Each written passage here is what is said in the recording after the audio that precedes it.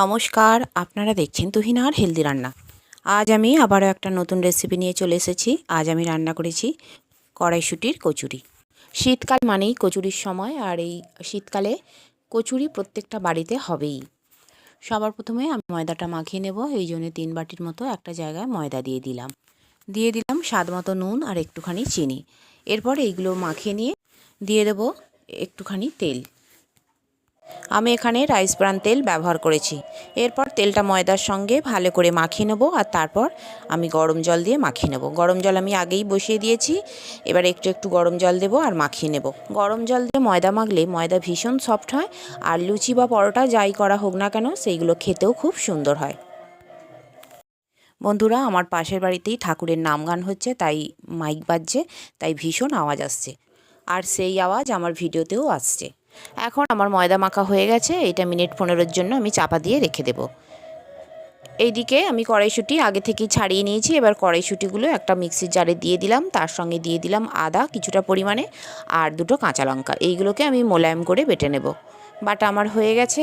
এবারে আমি কড়াতে তেল দিয়ে দিয়েছি। এবার তেলটা ভালো করে গরম হলে আমি এতে দিয়ে দিলাম 1 চিমটের মতো হিং। এবার খুন্তি দিয়ে হিংটাকে ভালো করে একটু নাড়াচাড়া করে নেব।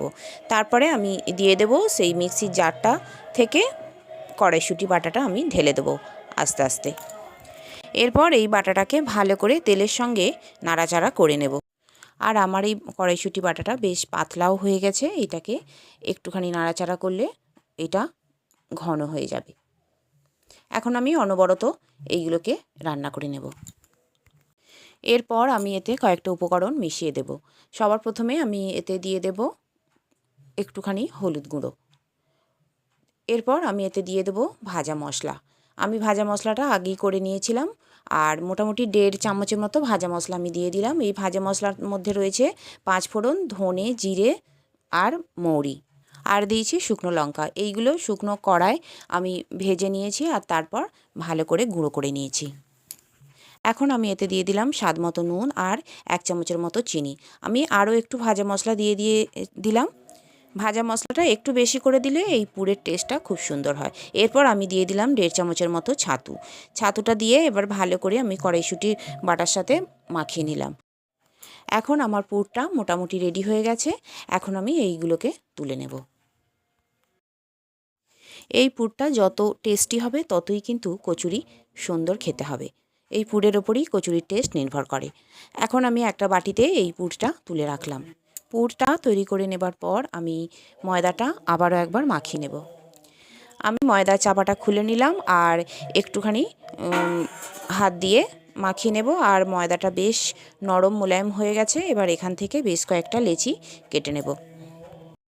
এই লেচিগুলো খুব বড় বড় করলে ভালো হবে না। আমরা যে আটার রুটি করি তার থেকে একটু ছোটো ছোটো করতে হবে, আর লুচির থেকে একটু বড় বড় করতে হবে। এখন আমার লেচিগুলো সব কাটা হয়ে গেছে, আর সেগুলোকে গোল পাকিয়ে নিয়েছি। এবার একটা একটা লেচি নেব আর এতে পুর ভরবো। সবার প্রথমে একটা লেচি নিলাম আর সেইটাকে একটা গোল বাটির শেপ করলাম, আর একটুখানি আমি পুর নিলাম। নিয়ে বেশ একটু চেপে চেপে এই লেচির মধ্যে আমি এই পুরটাকে দিলাম। এই পুরটা একটু চেপে চেপে দিলে বেলার সময় পুরটা কিন্তু বেরিয়ে আসবে না। আচ্ছা, এই পুরটা দেওয়ার পর আমি এর ধারগুলো সব এক জায়গায় করে মুড়ে দিলাম, আর তারপর আবারও আমি সুন্দর করে গোল পাকিয়ে নিলাম। আমার প্রথম লেচিটা হয়ে গেল পুর ভরা। আবার দ্বিতীয় একটা লেচি নিয়েছি, ওই একইভাবে এটাকেও আমি পুর ভরে নেব। পুরটা দিয়ে একটু চেপে চেপে বসিয়ে দেব, আর তারপর চারদিক থেকে লেচির ধারগুলোকে আমি মুড়ে গোল পাকিয়ে দেব। এইভাবে যদি লেচির মধ্যে পুর ভরা হয় তাহলে কিন্তু একটু ভিতরের পুর বাইরে আসবে না, আর এইগুলো ভাজার সময়ও তেলও নোংরা হবে না। আর এইগুলো যখন কচুরি তৈরি হবে সেইগুলো কিন্তু একদম গোল বলের মতো ফুলবে। আমি আরও একটা লেচির পুর ভরা দেখিয়ে দিলাম। এইটাও আমার হয়ে গেল, আর ভালো করে গোল পাকিয়ে রেখে দিলাম। এবার এইগুলো বেলে নেবার পালা। আমার আগেই 2টো বেলা হয়ে গেছে। এবারে আমি আবারও একটা লেচি নিয়ে নিয়েছি, আর এইগুলো আলতু করে একদম ধীরে ধীরে আমি গোল করে বেলে নিচ্ছি। এই বেলার সময় খুব চাপ দিয়ে বেললে কিন্তু পুর বেরিয়ে আসবে, তাই খুব ধীরে ধীরে আলতোভাবে এইগুলোকে বেলে নিতে হবে। আর বেলার সময় লক্ষ্য রাখতে হবে যদি কোনো জায়গায় পুর বেরিয়ে যায় তাহলে সেখানটা কিন্তু একদম চাপ দেওয়া যাবে না।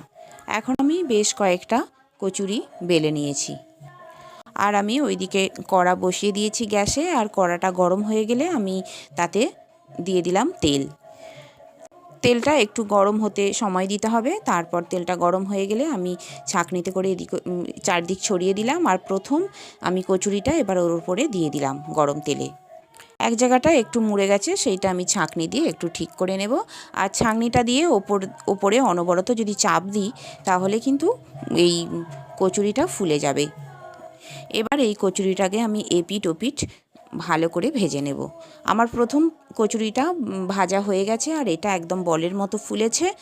এখন আমার এই কচুরিটা আমি একটু তেল ঝেড়ে ঝেড়ে তুলে নিলাম। আর এরপর আমি পরের কচুরিটা দিয়ে দিলাম। আর ওই একইভাবে একটু অপেক্ষা করব আর তারপর ওপরে একটু তেল ছিটকে ছিটকে দেব। এর ফলে কি হবে, ওপরটাও একটু ফুলে যাবে আর যেইখানটা ফুলে যাবে সেখানটা একটু চাপ দিতে থাকবো আর তারপর গোটা কচুরিটাই একদম বলের মতো ফুলে যাবে। এবারে আমি ওই ছাঁকনি করে এপিঠ ওপিঠ লাল লাল করে ভেজে আমি এটাকে তুলে নেব। এই কচুরিটা তুলে নেবার পর আমি আবারও একটা কচুরি দিয়ে দিলাম। প্রথমে কচুরিটা দেবার সঙ্গে সঙ্গে এইটা একটু তেলের মধ্যে ডুবে যাবে, তারপর আস্তে আস্তে এইটা যত ফুলবে তত ওপর দিকে উঠে আসবে। এটাও আমার ফুটবলের মতো ফুলে গেছে আর বেশ লাল লাল করে আমি এপিঠ ওপিঠ ভেজে নিয়েছি। বন্ধুরা, আমার রান্না যদি ভালো লেগে থাকে আর যদি নতুন নতুন ঘরোয়া অথচ সুস্বাদু রান্নার রেসিপি পেতে চান তাহলে আমার চ্যানেলটিকে সাবস্ক্রাইব করুন আর পাশে থাকা ঘন্টাটি বাজিয়ে দিন। আর লাইক শেয়ার কমেন্ট করতে কিন্তু একদম ভুলবেন না। তৈরি হয়ে গেল আমার দুর্দান্ত স্বাদের এই শীতকালের স্পেশাল কড়াইশুঁটির কচুরি। তাহলে বন্ধুরা, আমারই মতো এইভাবে কড়াইশুঁটির কচুরি বানিয়ে নিন। তবে একটু বেশি করে বানাবেন, না হলে কিন্তু আপনিই খেতে পাবেন না। কারণ এইভাবে বানালে এত সুন্দর হবে যে বাড়ির লোক খেয়েই যাবে। আর আমার রান্নাটি দেখার জন্য সকল বন্ধুদের জানাই ধন্যবাদ। ভালো থাকবেন।